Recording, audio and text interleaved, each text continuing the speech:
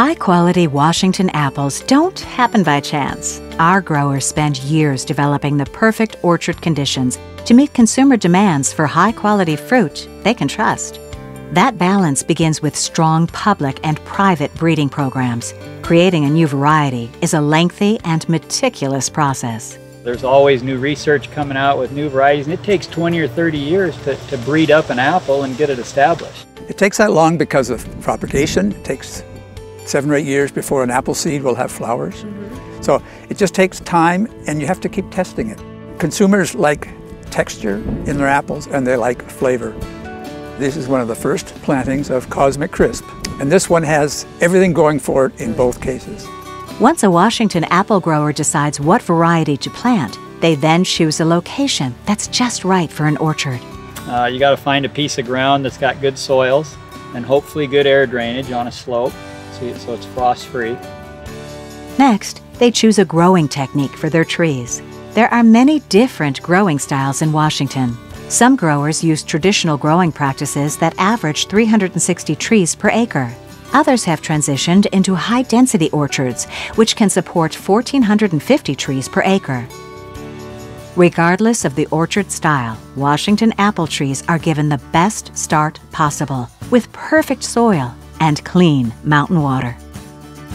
Apple varieties are usually grafted onto hardy rootstock that grows well in our climate. This practice allows growers to balance consumer demands with their specific growing region. Once an apple tree is planted, it will begin setting fruit in its 3rd year. The fruit stage begins with the blossom, which happens in early spring. So this variety is Gala. We're probably at about a 30% bloom right now. The bees will come in and take pollen off the flower, and then that bee will take that pollen and will fly onto a flower and deposit the pollen right on top of what we call the stigma, and then that pollen will germinate. That's when the fertilization occurs. Once the trees are pollinated, the fruit begins to grow through the summer months. Apples naturally produce a wax coating on their skin.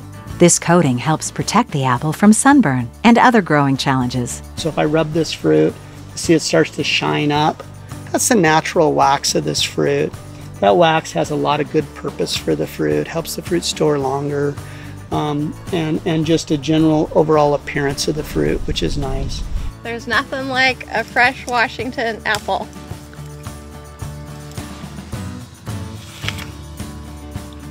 Harvest time varies with each apple variety. Most Washington apple growers begin harvest in August and finish in early November.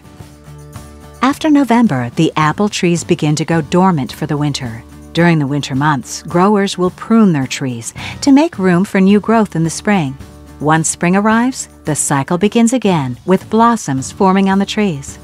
An apple tree can live to be more than 100 years old.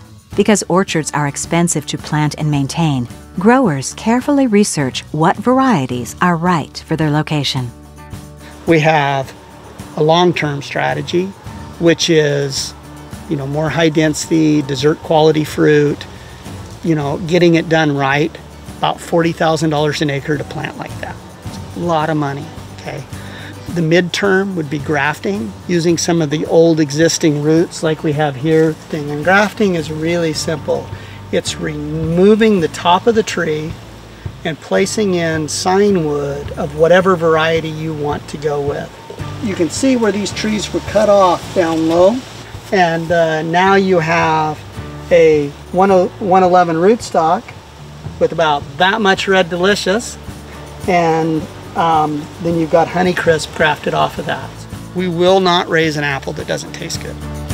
Washington growers have learned how to grow the world's best apples while being good stewards of their land, water, and resources.